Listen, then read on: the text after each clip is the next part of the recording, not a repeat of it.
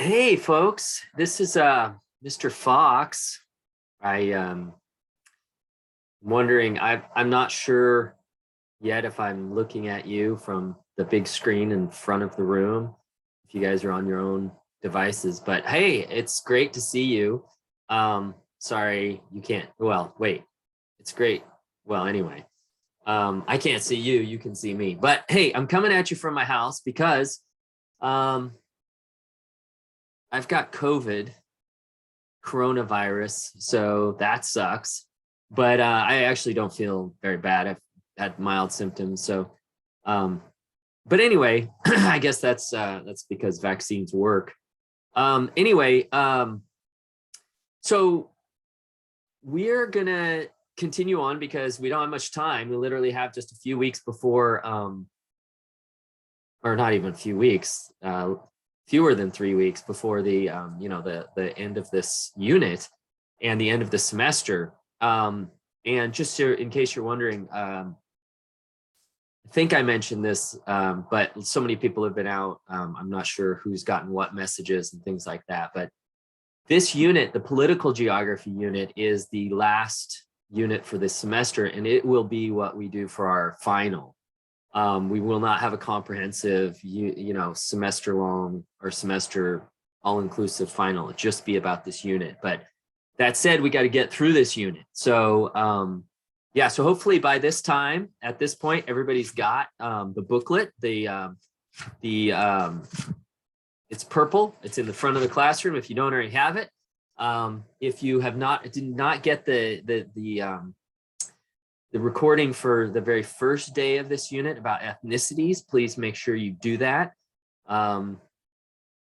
But I'm just going to dive in. So that we ended last class with people, with students reading the excerpts from your booklet or from your textbook on pages 22 and 23, comparing and contrasting apartheid and in South Africa, and of course in American Jim Crow after slavery, between basically the Civil War and the 1960s. So if you haven't done that, you need to complete that Venn diagram on page 24. And so hopefully everybody's has done that. And I'm just gonna follow up with that with one quick set of notes, but keep in mind, this will definitely be on some sort of exam, either FRQ or a multiple choice question about the compare and contrast. So you definitely need to do this on your own. But I'm just gonna point out a couple of things. So right now I'm gonna share my screen here. But there it is. And you guys should be on page 24 at this point, okay? So let's look at page 24. And the only thing I have to note to add to what you did is just some general outline things. So again, we were talking about ethnicities and race, and of course, this has a lot more to do with the concept of race as opposed to ethnicity. But in the United States, especially in the South, there was this concept called Jim Crow, and it was this. And I feel like anybody who's a junior or senior at Lake Ridge has a definite advantage knowing more about this because you've studied it. But Jim Crow was essentially this legal segregation based on the principle of separate but equal. And you will have put this in your Venn diagram, but it was based on a Supreme Court case called Plessy versus Ferguson, where a person of African descent was trying to ride a train, of course, and then he was arrested. Anyway, that's all in the book, so I'm not going to leave it. I'm not going to say too much, except for the result of this Plessy versus Ferguson ruling was that we can, in the United States, for a good almost 100 years. Well, I'm sorry, separate but equal was in the 1890s. So almost 70 years was this concept that we could have separate facilities, separate schools, separate institutions, as long as they were quote unquote equal. Of course, we know later court cases would rule that those couldn't never be equal. So that ended in the starting in the 1950s and finally culminated in the 1965 Voting Rights Act. in 1964 Civil Rights Act. But anyway, you also, and perhaps even more importantly for this class, you also need to understand the concept of apartheid, which is a Dutch word from South Africa. They speak Dutch, or what they call Afrikaans. So this is legal separation of the races in South Africa. And so it's a very similar system, but there were some important differences that, of course, your Venn diagram should illustrate. But in apartheid South Africa, there were these racial classifications. And so the United States never actually took it quite, or I wouldn't say, it was just different. It's very important not to like say one is worse than the other or one is better, because I think when you get into that, it's just horrible. But anyway, it was a different thing where there was literally racial classifications. And so classifications for white, black, there was a term called colored, which meant there was mixed race, and then Asian, which mostly meant people of from the Asian subcontinent. So what we might think of as, the Indian subcontinent, what we might think of as, Indian people. And of course, if you're a freshman and you've seen the movie Gandhi, or if you know that Gandhi actually started out in South Africa, he lived there for a time, and he was one of these quote unquote Asians. And there was these different kind of hierarchy of the races. Of course, white was the most preferred. And then, but within Asian and colored, there was just these different gradations. And then of course, there are these homelands that there's a map here that shows this is where there was actually, not only were there segregation in institutions like schools and everything else in South Africa, there was literally these, what they called homelands, where in many cases, the people of African descent were confined to these. Now, not exclusively, there were people of African descent who lived within South Africa and other places, but these are places, I kind of think of them as similar to American Indian reservations, in that they were kind of essentially self-controlled by the people of African descent. But of course, they had very little in the way of resources and things like that. So anyway, that's page 24. So you should definitely have that on your own. Okay, let's move to page 25. And just to back up for a second, the most important thing you got from the first day of this class was this difference between, I'm going to back up a second, this difference between race, ethnicity, and nationality. And so race is, of course, based on this idea of physical features, looking at people based on physical features, usually skin color. But then there's also this idea of ethnicity, which is usually based on this idea of some sort of shared cultural heritage, or often based on, things like language and other things like that, but a shared cultural history. So it's not so much about what you look like and your facial features and your skin color and your hair texture and things like that, but it's more about, your ethnicity or your culture. So anyway, we're going to do a little case study about a place called the Balkans. And so the Balkans is, I'll show you what it is here in a second.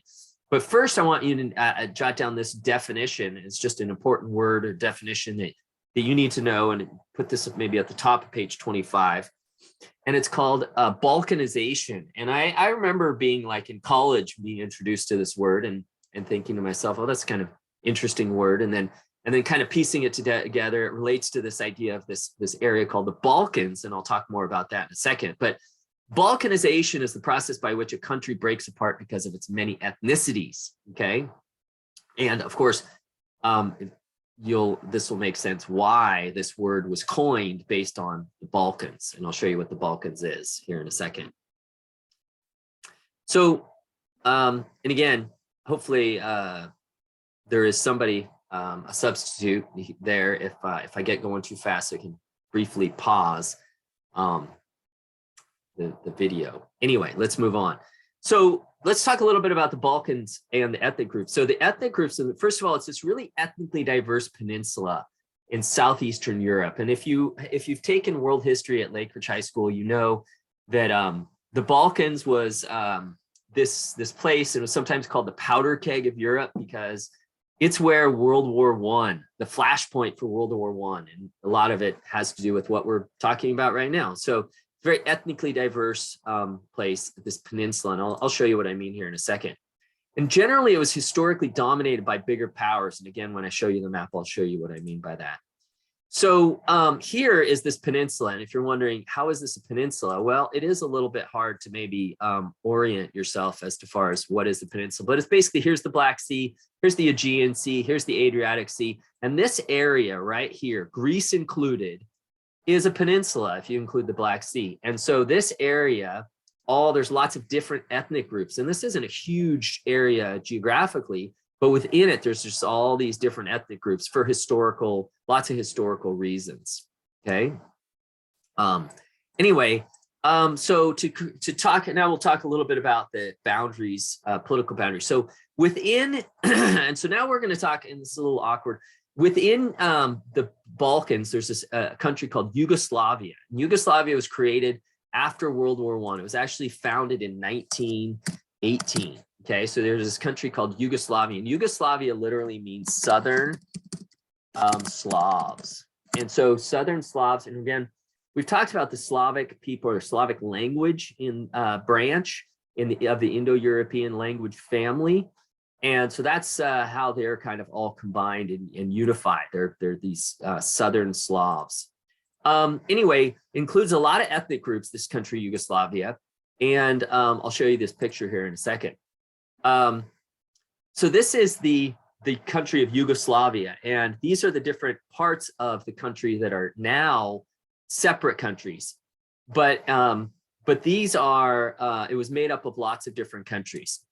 And I'll show you what I mean by that here in a second, okay? So a little bit more about Yugoslavia. First of all, here's a little bit about ethnic divisions. So now let's actually turn to page 26, okay? So most ethnicities in Yugoslavia were associated with these historic divisions, including a lot of different principalities and ancient kingdoms. So what ends up happening is in Yugoslavia, it was eventually dissolved after communism, and it stayed together for 70 years, mostly because it was ruled by this dictator named Marshal Tito, who didn't tolerate people, a lot of divisions in his country. But when it dissolved into separate countries, okay? And so what happened was the Slovenes, the Croats, the Serbians, the Montenegrins, and the Macedonians, they all kind of got their own countries after Yugoslavia fell, after communism was over. But what's interesting, and I'll show you this picture here in a second, Bosnia and Herzegovina, which is was part of Yugoslavia, was the most diverse and most complicated. So it wasn't as easy as just giving this group of people called the Bosnians a country of their own, because there were a lot of other ethnic groups mixed in there. And I'll show you what I mean here in a second. Wait for people to jot down these notes.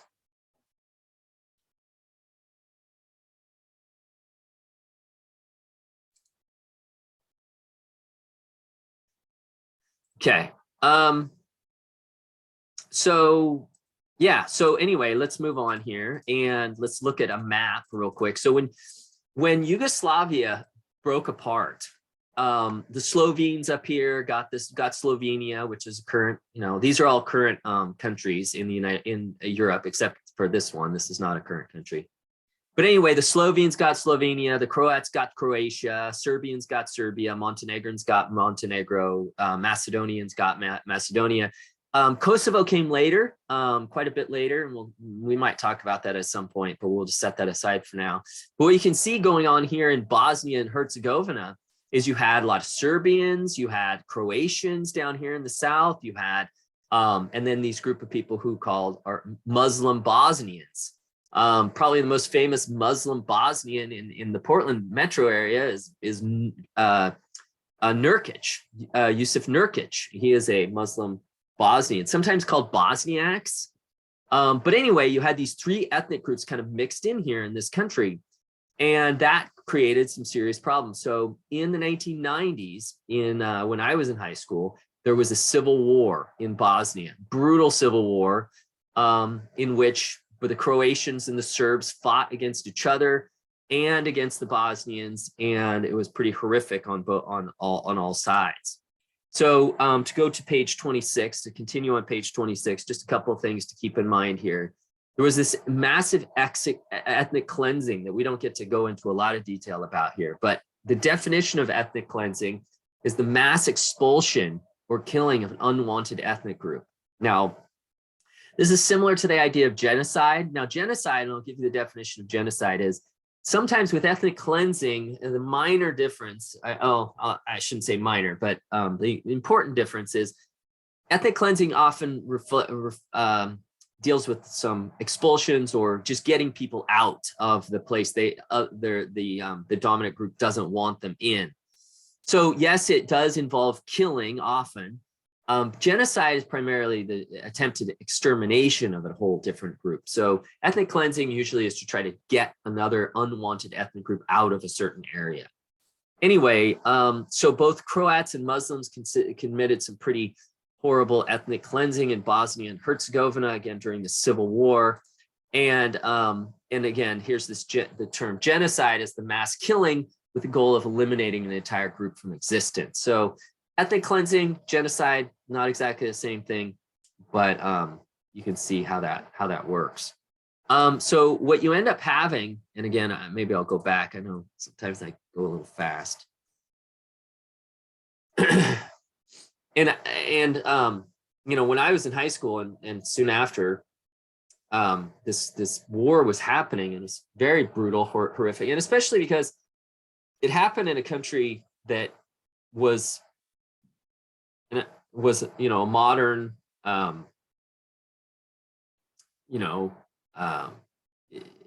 country that, you know, was very surprising. In fact, the capital of Bosnia is called Sarajevo, and just a few years before that, they had hosted the Olympics, the Winter Olympics, and so Sarajevo was a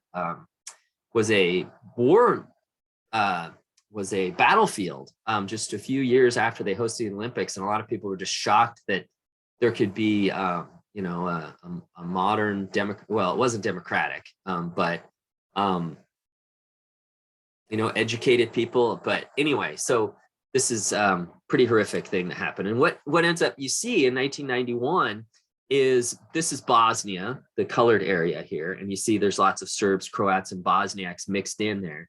But by the end of the war, what you see is there's basically ethnic cleansing kind of turned it into, you know, the Serbs and the Croats and the Bosnians are all in separate places, and especially the Serbs. The Serbs are more close to Serbia. And the Serbians actually got credit, well, probably given credit for having the most ethnic cleansing and a lot of war crimes, things like that.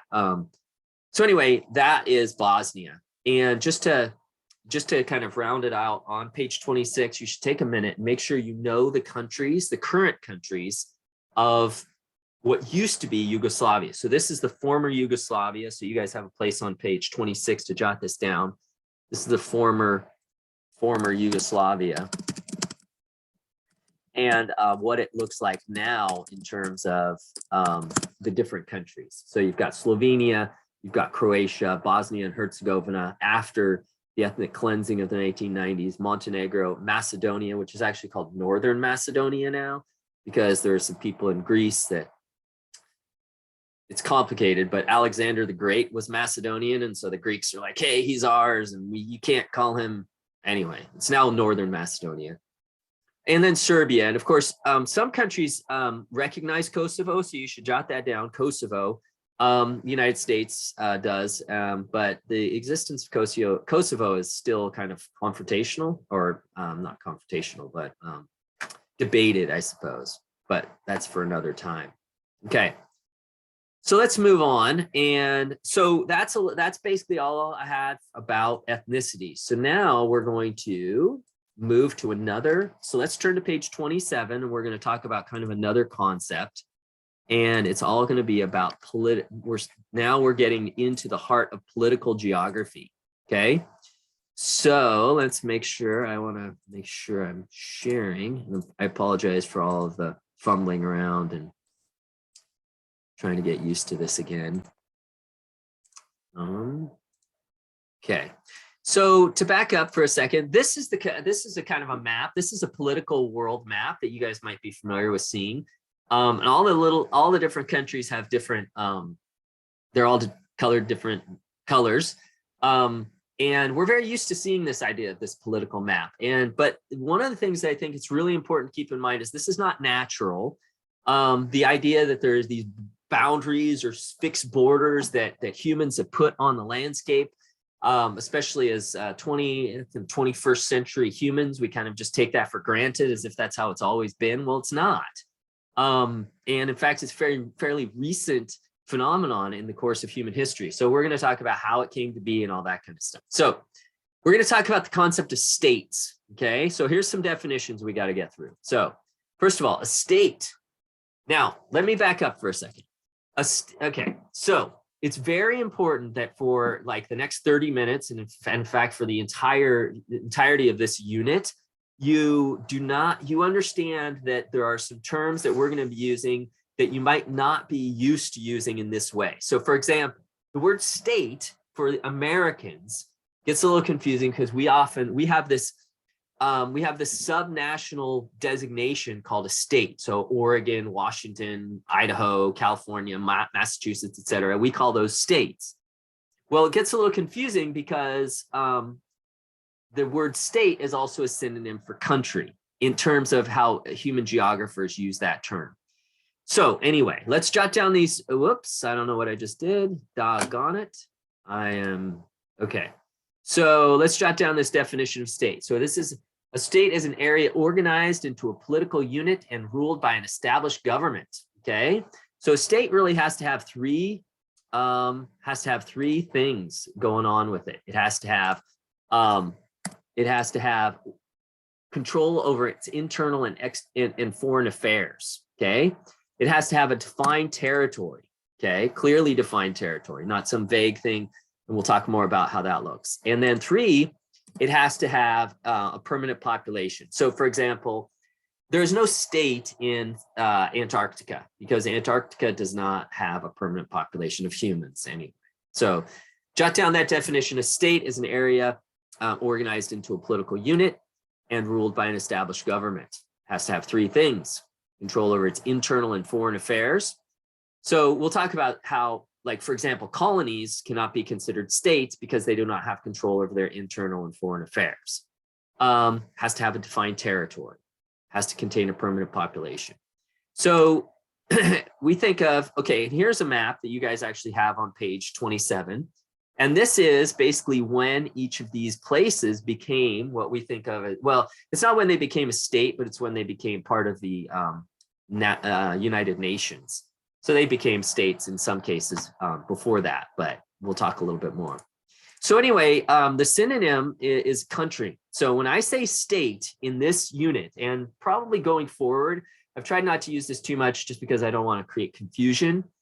But when I say state going forward, we're going to be mostly talking about countries, okay? Now, of course, if I mean California, Idaho, Montana, I will be very clear that we're talking about this kind of subnational designation, meaning that Americans use, okay? So here's another term, sovereignty. So this idea of having control over your internal and foreign affairs is a concept. Another way of saying that is sovereignty. So the word sovereignty means independence over internal affairs from other states. So again, a place that does not have sovereignty, if there's a place that doesn't have sovereignty, then you're generally not a state. And so the case study here is that your textbook will go over, and we're not going to spend too much time with here, is Taiwan. So Taiwan, there's like a debate as to whether or not Taiwan has or should have sovereignty, because the Chinese say Taiwan's part of Taiwan, or sorry, part of China. Now the people from Taiwan aren't ruled by China. China doesn't really have much say in their daily lives, except that they have like military, kind of threatening them militarily at all times. But most other countries, it's kind of a tightrope to accept Taiwan as a sovereign state, because when you do that, the Chinese get all pissed off about it. But anyway, that's part of your textbook, and you can read about that. anyway, a couple other things. So there's also this term microstate. And if you turn to page 28, my definition for microstate is really not very complicated. It is a very small country, but it can be defined in two ways. Very small. It's usually, it can be both in square, in like geography, both geographically and population. So if I was with you and we had more time, I would go through on page 28. I will post the links for this on Google Classroom next to this video. And you should fill out you should know what the top 10 smallest countries by land area are. And again, that's what I meant. I should probably say that by both land area and population. You should also know what the smallest countries by population are and have a good sense of like how big those populate, because sometimes they're one and the same and sometimes they're not. So for example, the smallest land area is the Vatican City, and the smallest country by population is also the Vatican City, but not all of them are. Like Singapore is very small in terms of land area, but it's not very small in terms of population. So anyway, have a good sense of what a microstate is. Again, I'll post those on Google Classroom. Okay, let's move on. Oh, here's Taiwan. And then to kind of, well, I'm gonna skip through this. Okay, that's in your textbook. Here are the places where all the microstates are. And something when you can jot this down on page 28, is one of the most interesting thing about microstates is they're often, microstates are often islands. And that's for a whole variety. I mean, it's pretty obvious as to why that might be. Okay, so let's move on, and we're going to talk a little bit briefly about the evolution of the state. Oh, sorry, I forgot one more definition. There's this term territorial integrity. So territorial integrity is just this idea that sovereign states have the right to defend themselves, defend their territory. So and that and the whole idea that you have to, one must get permission to enter. Okay, so you can't just, if a country has territorial integrity, you can't just go through that country if you're a military or if you're an individual or anything like that. Countries have territorial integrity. Okay. So if you turn to page 29 now, we're going to talk briefly about the evolution of the state. Again, your textbook talks about this. I don't want to go through this in too much detail, partly because I don't think it's critical for our understanding, but I think it's important just to note a couple things.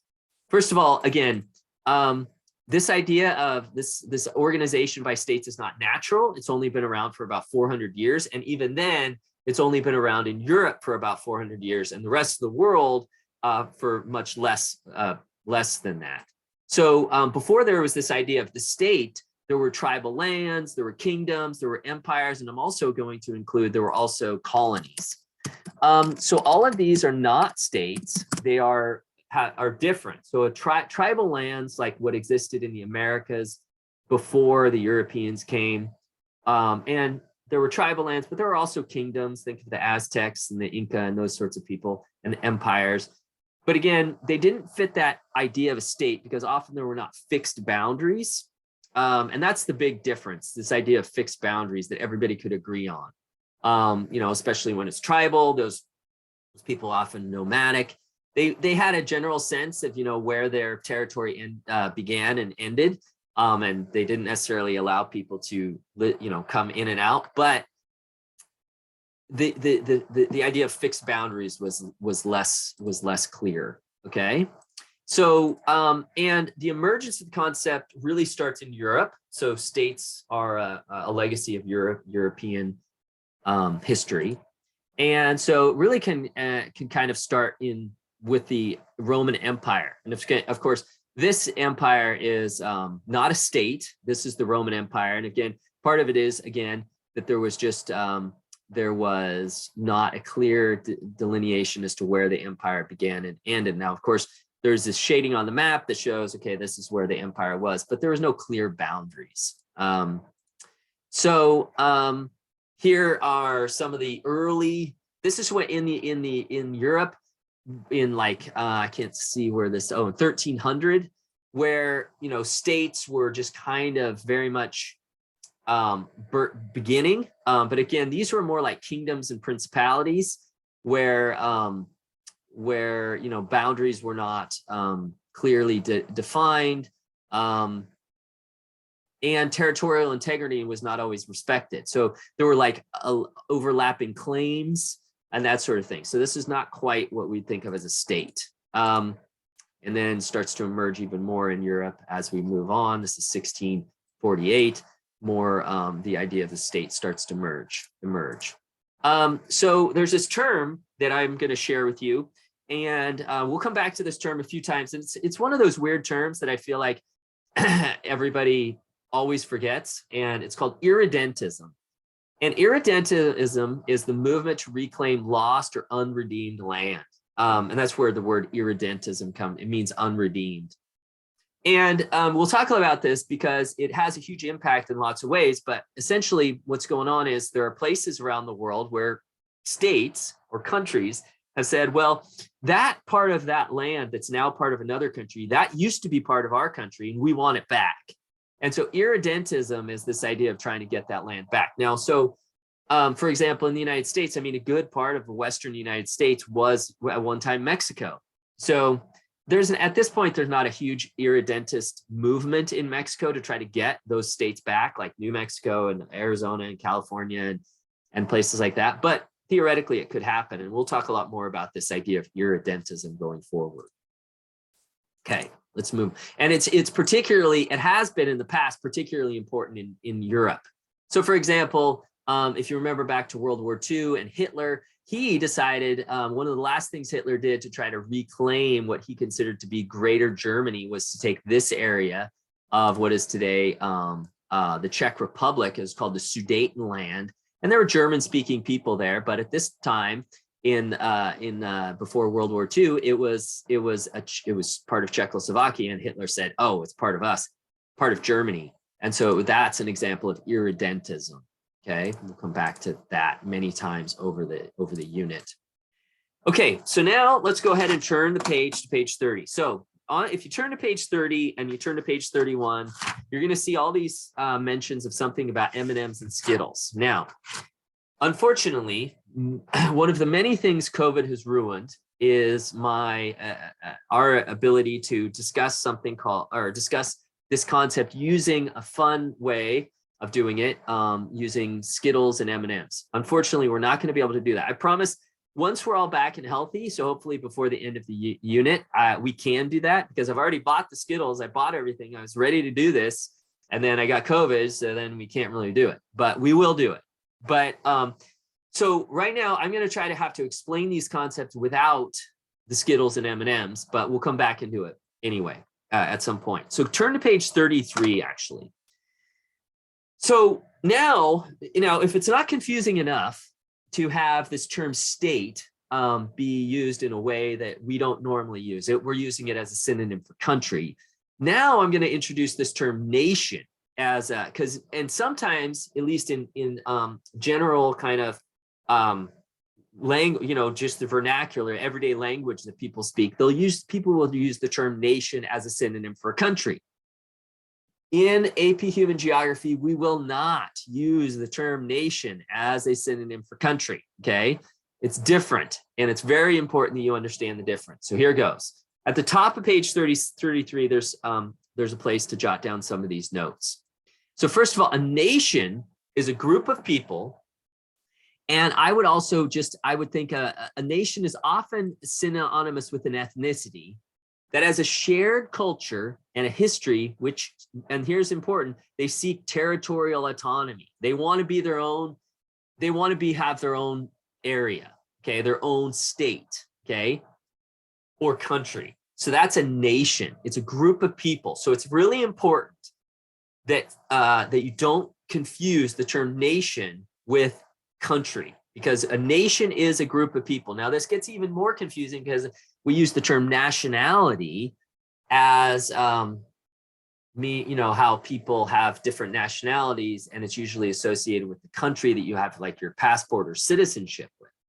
Okay, so set that aside for now and just be thinking about a nation as a group of people, okay, usually an ethnicity. So for example, there is a nation called the German nation. Now, most Germans, people who belong to the German nation, live in Germany, but not all of them. There are people who are of German ancestry and German speaking who live in other parts of Europe, right? In neighboring countries in some cases, like Switzerland, for example. So anyway, we'll move, as we move on, I'll explain more about how this works. Okay, so then, and again, this would be more fun with M&Ms and Skittles, and we will do this, but if you turn and you keep looking at page 33, there's this concept called a nation state, and you'll also sometimes hear people use the term nation state, but usually they're using it in a way that's not quite the same way that the AP Human Geography folks use it.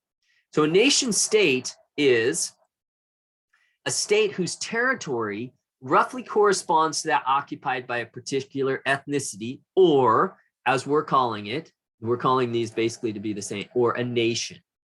So a nation state is a place where the majority of the people in that state are one ethnicity, and that ethnicity is synonymous with the idea of a nation.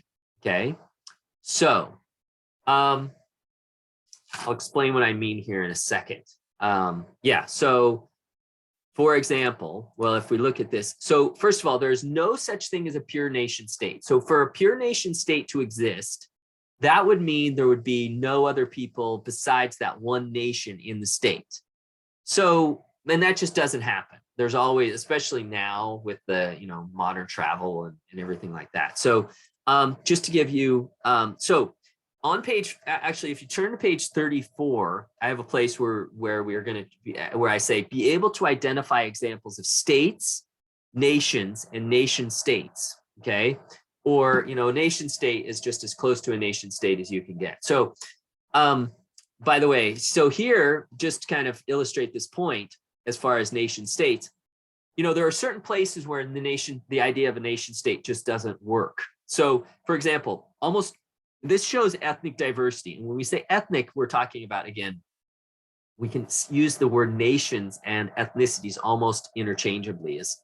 So, for example, in Africa, there's so much diversity. There's almost no such thing as a nation state. Okay, because remember, in a nation state, almost everybody is that one nation or ethnicity. Okay, so in Africa, there's so much diversity, so many different ethnicities, in some cases, hundreds of different languages, different ethnic groups, that it's very difficult to say they're an nation state. The United States isn't very much like a nation state because there's so many different diverse people.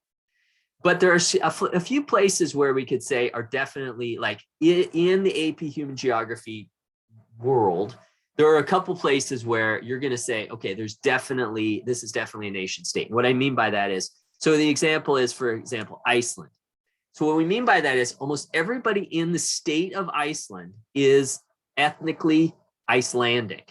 So there's this nation called Icelanders, the nation of the Icelandic people, and almost everybody in Iceland is Icelandic. So that's a good example of a nation state. Some other examples, places like Poland would be a pretty good example. Almost everybody in Poland is Polish. Okay, now that's not entirely exclusively true. There are other people there as well, but that's usually a pretty good example. Almost everybody in both Koreas is Korean. Almost everybody in Japan is Japanese. So these are usually, so like if you get the question, what countries are good examples of nation states, those would be some good examples. So for example, on page 34, just to kind of illustrate this point, I'm gonna jot down some things. So states, we've already talked about this. Synonym for country. So you could say anything. You could say the US, you could say Nigeria, you could say Germany, you could say Vietnam. These are all states, and basically any country in the world is a state. So that's pretty straightforward. Now nations, we've talked about this. So this, you could, the nation of the Vietnamese people. Okay, that's a Vietnamese nation. The German nation, the what are some good? And again, these are associated with ethnicities. The Russian nation, people who are Russian. And then it's important to note, not everybody there's some people who are a nation, but they're also not a state. So for example, we've talked about the Basque people that live near France, in between France and Spain. Those are people who are a nation, the Basque nation, a group of people, but they don't have their own country. And we'll talk about what that means. The Navajo are a people, are a nation. And sometimes you'll hear that. You'll hear people refer to the Navajo nation. They're not a state, or they don't have a state. So they're just a nation. And then nation states, I told you some good examples are Iceland. Some other good examples are, what did I say? Korea, both Koreas. Japan are great examples of, to a lesser extent, maybe Poland, some of those places. So those are places that almost everybody is the same state, same nation. Okay, so have those in your back pocket, be able to discuss those. So now talk about a little bit more complexity here. So there are some places, and again, this has to do with the red here. Do not write down the red, because that's about the Skittles and the M&Ms. So we'll come back to it more. Don't worry about those for now. But you should jot down this where it says multi-ethnic state. So a multi-ethnic state is a state with more than one ethnicity. So here's what's key. All states are multi-ethnic states, but here's the important point, to varying degrees, okay? To varying degrees.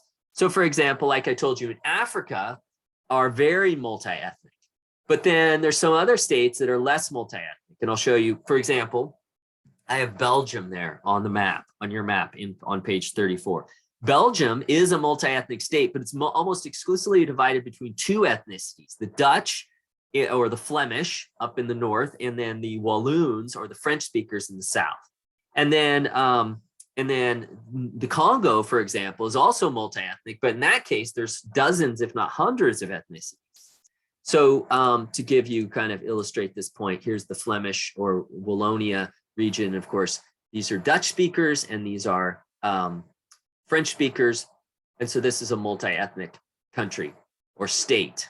And then, of course, here's the Congo, Democratic Republic of Congo, where they have dozens and dozens of different ethnicities. Okay, so that's also a multi-ethnic state. Now, let's jump ahead. Let's turn to page 35. So if that's not confusing enough, there's also this concept called a multinational state.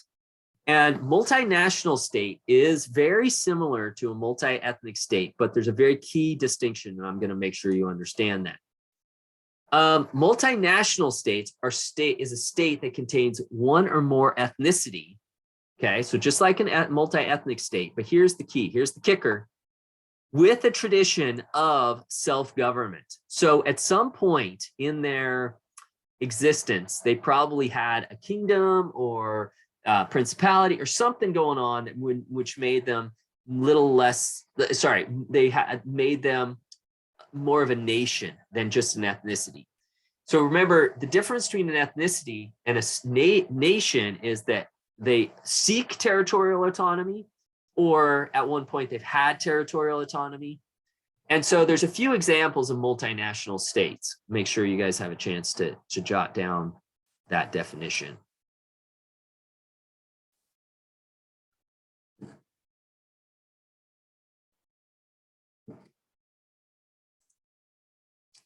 Okay, so let's look at this. Oh, by the way, there's another term that you need to jot down. It's called self-determination. Self-determination is just this idea that ethnicities have the right to govern themselves. So that's an important definition you should make sure to jot down.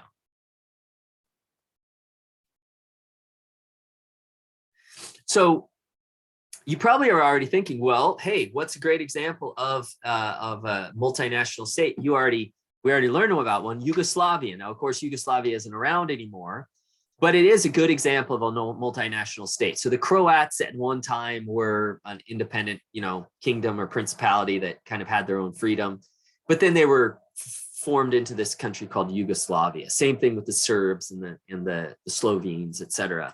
So this is a great example of a multinational state. Okay, and of course it's broken up now, and we'll talk more about that later. Another example is, of course, the United Kingdom. So there are all these different nations within the United Kingdom. So there are these different groups that have historical differences. And of course, they speak different languages in some cases. Remember, we talked about the Celtic languages of Scotland and Wales and Northern Ireland and all of Ireland for that matter. And then and they have different cultural histories than England. So this is very much, the United Kingdom is very much a multinational state. Okay. All right. So the next term, still on page 35, is this kind of term called a stateless nation. So a stateless nation, we've talked about this, is our nations or ethnicities, kind of a similar thing, except in this case, usually these nations want to have some sort of independence. So these nations are, some of the nations are the group of people called the Palestinians that we talked about. They do not have their own state. We talked about the Kurds. Well, I haven't talked about the Kurds much. I'm going to show you a quick video real quickly about the Kurds. But other stateless nations would be, like we mentioned, the Navajo. So these are people who have, or the Basques, these are people who are nations, they're ethnicities, but they don't have their own country. Okay, and there's actually thousands of these, but there's some that are more noteworthy than others. Okay, so I'm going to see if I can play this video. So hopefully I don't screw things up here while I do that. I'm probably going to. Okay, I don't want to do that. I want to go here, play that, and sorry.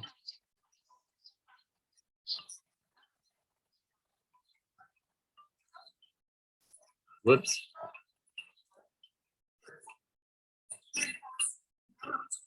Government. So okay. Who are the Kurds? Sorry, we're going to back this up and I'm going to start it again. Hopefully this works. In Iraq right now, the Sunni militant group ISIS is fighting against the Shiite-run government for control of most of the country. But those aren't the only groups in Iraq. There's a whole other group of people known as the Kurds, who have their own security force and their own autonomous region and government. So who are the Kurds, and what do we know about them?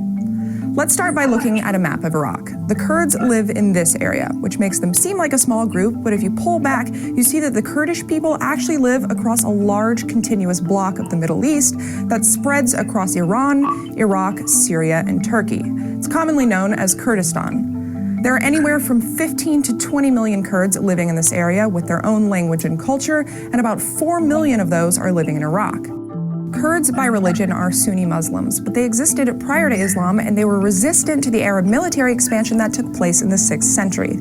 In order to create the first Sunni Caliph all those years ago, Arab forces had to defeat many different Kurdish princes and feudal groups. So as a result, Kurds don't self-identify as Arabs the way that most Sunnis and Shias do. Again, this all started in the 6th century, and to say the least, modern history has not been kind to the Kurds. In 1920, the Ottoman Empire fell, which resulted in the Treaty of Sèvres. This formed the nations of Iraq, Syria, and Kuwait, and it was supposed to leave the option open for a Kurdish nation, but that didn't happen, largely because Turkey, Iran, Syria, and Iraq refused to recognize Kurdish independence. Ever since then, they've been a marginalized group stuck in those nations, and they faced a lot of persecution and oppression. After the Iran-Iraq war, where the Kurds sided with Iran, Saddam Hussein destroyed entire Kurdish villages and used chemical weapons against the Kurdish people. Now, after all those years of struggle, the Kurds finally have military and administrative control over parts of Iraq and Syria. But the fighting in those countries isn't over yet, and stabilization, depending on who wins, may not be a good thing for Kurdish independence. Plus, the Kurds aren't just one united group looking to create an enormous Kurdish nation. They have numerous sub-factions and rifts. When you're talking about the Kurds in Iraq, you're talking about the Kurdistan Regional Government and their Peshmerga security forces. These are the people currently running the only autonomous region under Kurdish control. They're keeping the Kurds safe, and they have a record of assisting the US with their war efforts in the area. The Peshmerga was the group that captured Saddam Hussein in 2003, and they also captured Osama bin Laden's messenger in 2004, which led to the eventual US capture of Osama bin Laden. If you'd like to know more about the conflict in Iraq, click now to see our video on who the Sunni... Okay, so there you go. That's a little bit about the Kurdish people. And yeah, so I mean, she went over quite a bit, but for our purposes, yeah. So the Kurds are this stateless nation in what is and your book in your booklet. There's a more reason. This map shows Kurdistan to be huge. Now, of course, Kurdistan doesn't really exist except in the minds of the Kurdish people. But in northern Iraq, there's quite a. This is they have a lot of autonomy here, and it's mostly because the United States has protected them from the Iraqi government, especially under Saddam Hussein, that really treated them pretty poorly. And in Turkey, they're considered second-class citizens, and they're very much oppressed. And so they really want to have their own independent government, but that's probably not going to happen anytime soon. So that's a great example of a stateless nation. Okay. All right. So turn the page, and we're going to do a real quick case study of a multinational state. And so this is the Soviet Union, which is probably the classic example. And you'll just need to find place on page 36 to identify this. So the Soviet Union was a country that existed between 1922 and 1991. And of course, it dissolved after the fall of communism. So now it's these 15 independent states. And so they're historically dominated by Russia. And ask Ukraine right now what that's all like, because I don't know if you guys have heard, but they're not Soviet, but Russian troops are amassed at the Ukrainian border. And because they want to exert control over Ukraine, because Ukraine was once part of the Soviet Union and has a lot of connections with Russia historically. So these 15 states roughly correspond to the nations or ethnic groups in the former Soviet Union or USSR. By the way, just so you know, you should definitely know, and I think most people do, but I just want to be clear that the USSR and the Soviet Union are synonyms, right? Or yeah. So anyway, you need to know what countries made up the Soviet Union. So right now I'm going to give you, I don't know, 3 or 4 minutes to go ahead and jot those down. Estonia, Latvia, and Lithuania are collectively known as, and I'll go ahead and tell you this because I think it's important. These countries, doggone it. I don't know if you guys can see all of these different things that I'm pulling around, but I don't think you can. So these countries are collectively known as the Baltic states. These countries right here, and we'll say Baltic states. You should definitely know these, okay? Estonia, Latvia, and Lithuania, because they're bordering the Baltic Sea, okay? But these are, by the way, the most prosperous, these 3 countries that are part of the former Soviet Union. This area down here are all part of what used to be, or still, this is the Caucasus, because it's named after the mountain range. The Caucasus, I want to make sure I spell that correctly. The Caucasus, so that's these 3 countries, Georgia, Armenia, and Azerbaijan. And then in Central Asia, these are all what are usually referred to as Central Asian republics. And so you should know those. You should know Russia, obviously, these Eastern European, Belarus, Ukraine, and Moldova aren't known by anything that I'm familiar with, but definitely the Baltic states, the Caucasus region, and the Central Asian republics. You should definitely know those. And I'm going to give you about, a couple more minutes to jot those down.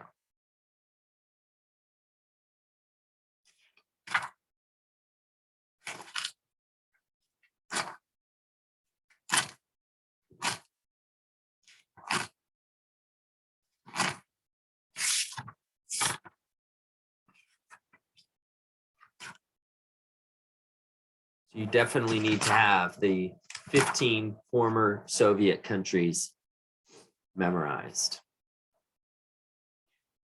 Okay, 1 more minute.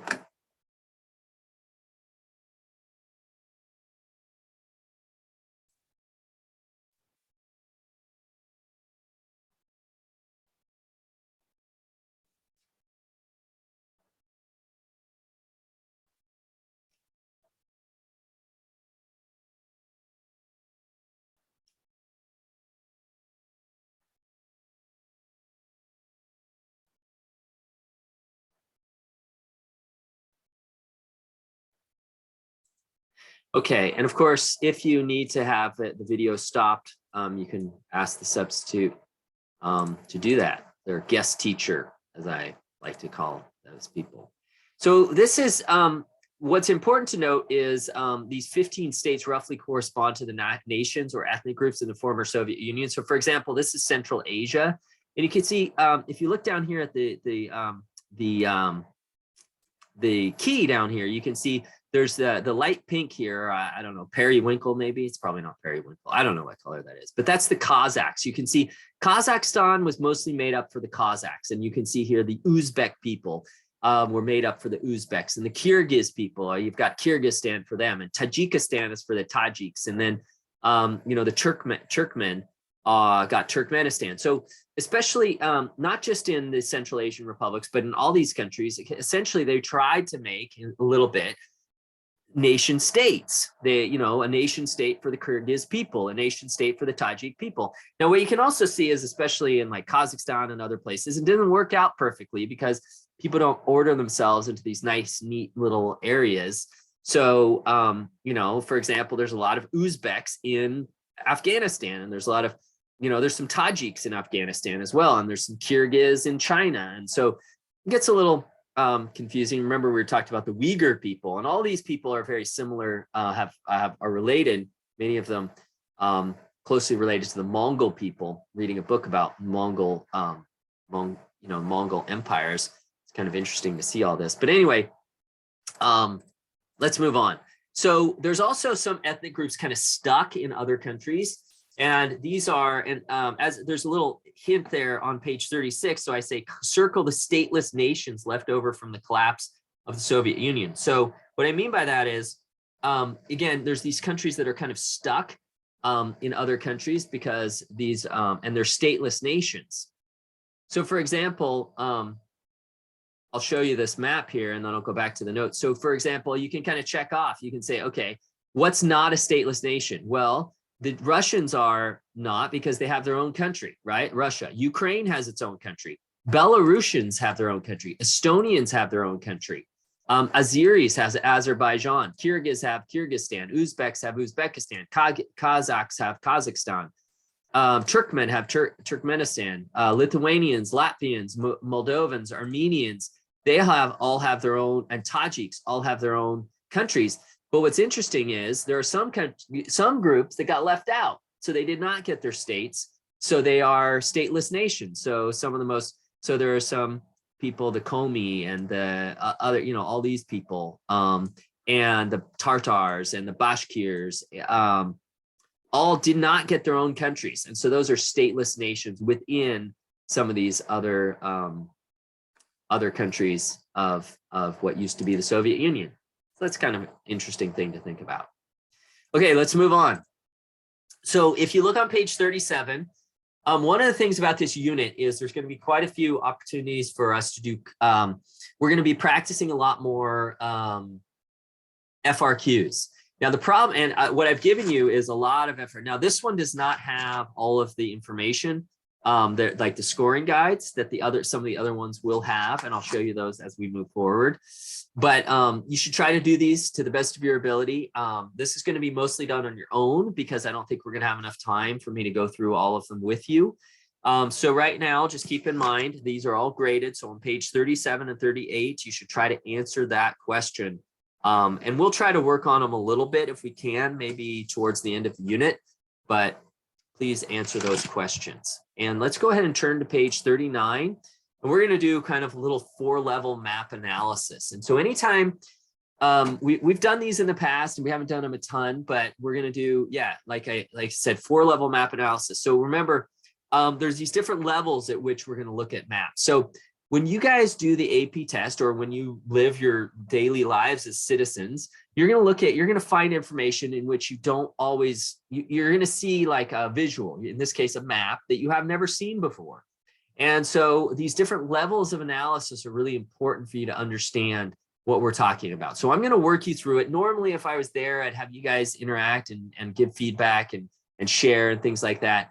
I'm going to mostly work through it, just kind of, I'm going to model what this behavior looks like. So the first question is the what. And remember, don't write this down. We've talked about this this before, but we're looking at what is the map showing. And so I'm just going to tell you, this is the map, and we can look at, you got to look at the key, and you got to look at some other key information, but and it's kind of hard because this map doesn't say there's the key here, but I'll just tell you what this is showing is this is a map of the Caucasus.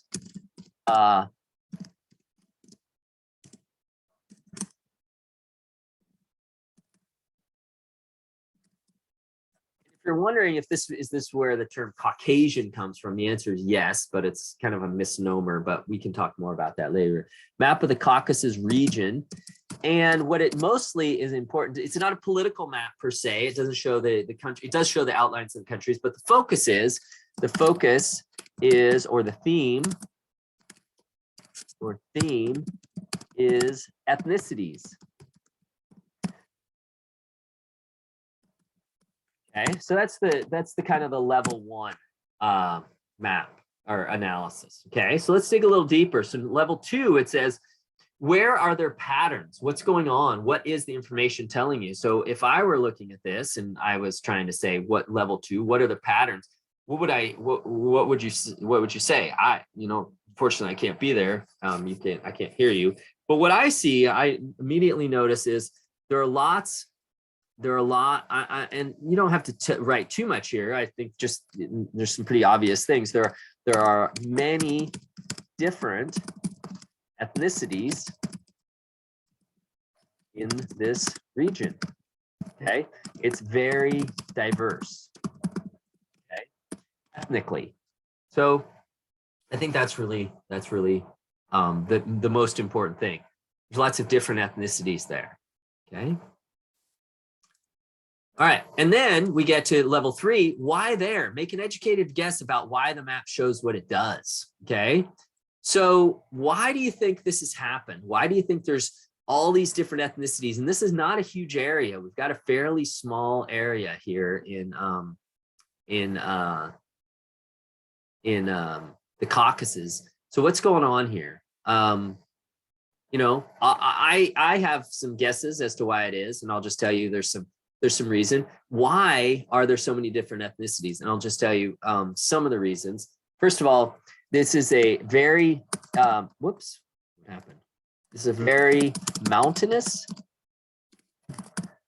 area. And that's, so there's a lot of isolated valleys and ethnicities stayed stayed isolated because of that. So whereas in other places around the world, there might have been a major empire that came in and swept through and kind of got rid of some ethnic groups, or they intermarried, and so they kind of went away. Not so much in the Caucasus, because it's this really mountainous area, and so there's these isolated valleys, and different groups have been able to maintain their unique. So the ethnicities can maintain their unique culture. Okay, and then so I think that's kind of key there. And then the last part is, so what surprises you? What will you remember? So what are some key things that you might remember? Well, here's some things that this is immediate, and I think this is really important, that we talked about nation states, and I'm going to clear that for a second. And the three states here are Azerbaijan, Armenia, and Georgia. Of course, there's Russia here, and Turkey, and Iraq, and Iran. But the focus of this is really these 3 Caucasus regions, or states. Georgia, and you can see the most of Georgia is made up of Georgians. Most of Armenia is made up of Armenians. Most of Azerbaijan is made up of the people from the Azerbaijani. But you can see within them, there's some Ossetians in Georgia, which, by the way, the Russians helped the Ossetians try to gain independence a few years ago. Controversial. But and then you can see over here, there's Armenians over here stuck in the middle of Azerbaijan. By the way, and this gets even more complicated because the Georgians and Armenians are Christians. The Azerbaijanis are Muslims, and most of the rest of these people are Muslims. But anyway, so what I think is most important here is that there are some ethnic groups. So first of all, there are many stateless nations, and there are other nations / ethnicities. I'm going to use the word stuck in other countries. And I said this is probably a source for conflict. And there, in fact, has been a lot of conflict in this area, in the Caucasus. The Russians have fought 2 wars in this area. There's a group of people in southern Russia that really want their independence. These people are called the Chechens down here in southern Russia. The Russians have fought 2 brutal, bloody wars against the Chechens. Very, very horrible wars. The Chechens are Muslims, and the Russians have brutally tried to suppress the Chechens in southern Russia. Anyway, to back that up, I think that's probably most important. That's what I'm going to take away. So there's a lot of these stateless nations, etc. Okay, so that's the Caucasus. So let's jump ahead and go to colonies. So let's turn to page 40, and let's talk a little bit about colonies. Okay, we've talked a little bit about colonies, and you guys are pretty familiar with the concept of colonies, but we're going to dig a little deeper. So first of all, colony is a territory legally tied to another state rather than independent. It's my definition for a colony. So that's on page 40. So also on page 40, you can see a lot of different colonies that existed. The map that you see there is actually of the British Empire. See if that comes up here. It'll come up in a second. So much of the world was once a colony of Europe at one time. In fact, pretty much almost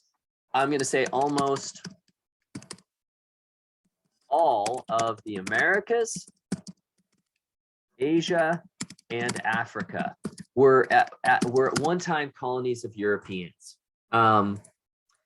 And remember, part of the reason for it was the 3 Gs, which in world history, you guys remember discussing. Of course, they're called the 3 Gs for God, gold, and glory. But of course, God just means the spread of Christianity.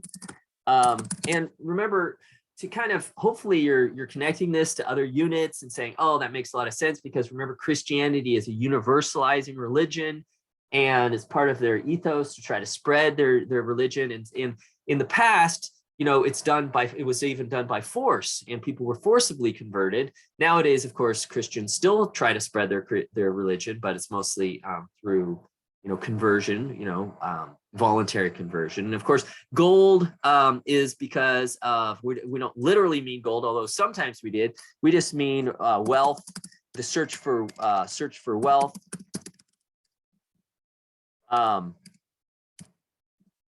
And in terms of like natural resources, mostly.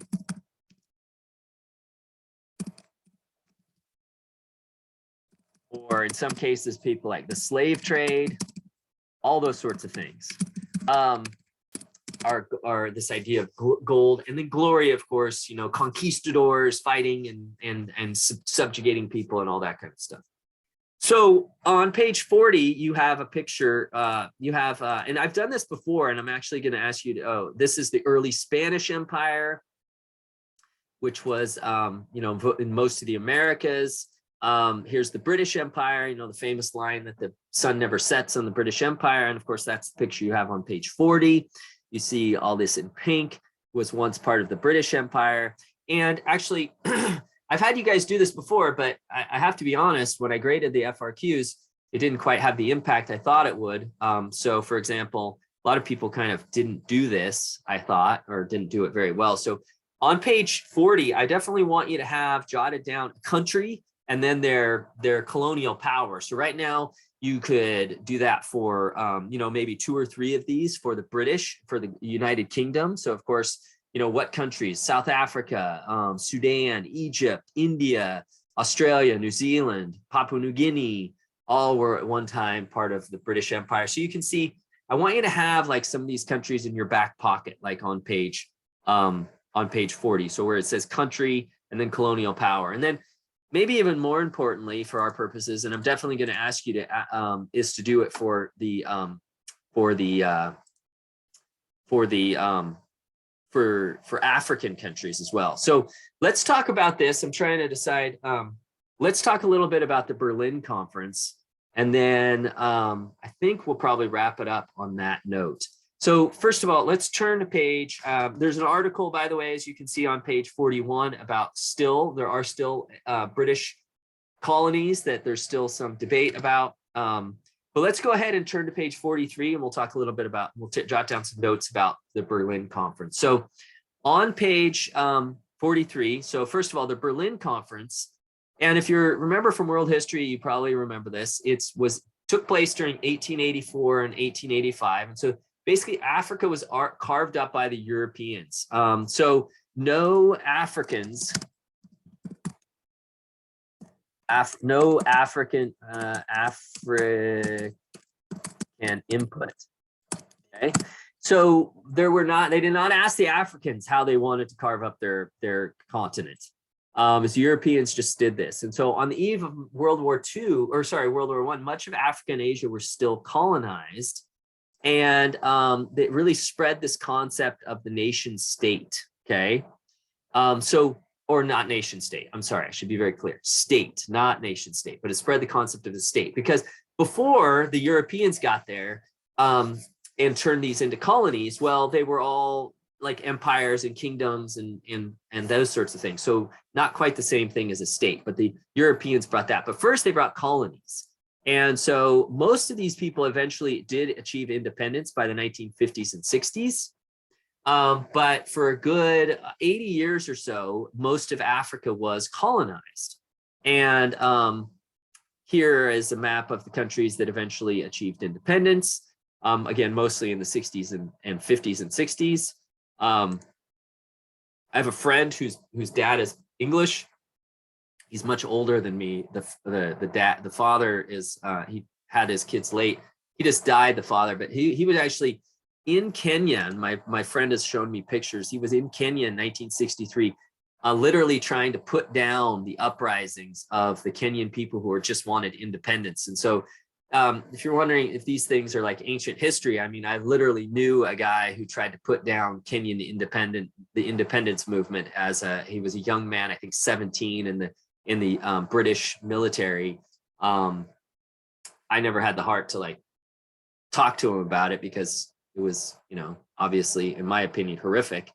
But yeah, totally within my lifetime, I guess you could say. So anyway, here is a map of some of the other countries where the British Empire, or sorry, not just the British Empire, but these are all the countries that were, these are the areas that were controlled or colonized by the Europeans. And if we have time when I get back, we might have time to jot this down or kind of shade these areas. But it's important to note kind of which country, and I would take a minute to make sure and again, we might have time when I get back. But the most important thing is, let's go ahead and turn to page, I'm going to back up and I'm going to say, go ahead and turn to page 48. And I think I'm going to have a guest teacher there who is a social studies teacher who would like to help you with this. And so I think there should be enough time. I'm going to kind of wrap up the video.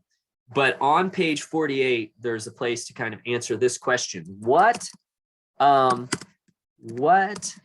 problems have arisen as a result of the Berlin Conference? So I'm going to cut the video short here. I mean, I'm going to call it a day, but you should have enough time, I think, for you to talk with the guest teacher there about this question. So if we look back at Africa and what you think about what you've learned in world history and in other settings, when the British and the Italians and the French and the Belgians and the Germans, they all carved up Africa and they created these countries that these colonies that would eventually become the countries of Africa we know today, like, has that created problems? And be specific, like what problems have arisen because of the fact that these people were these colonies were created without any input from the Africans. So it's been about 65 minutes or more than that, according to my stopwatch. So maybe more like 75. So that's probably what plenty for you to listen to me.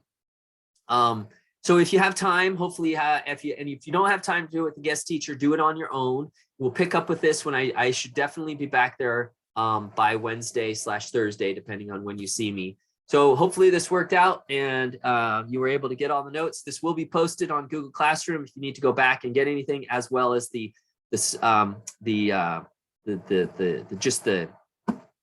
slideshow will also be posted if you missed anything. Have a great day, folks. I promise I'll be back very soon. I hope all the rest of you are happy and healthy and feeling good. Take care of yourselves. I will see you later.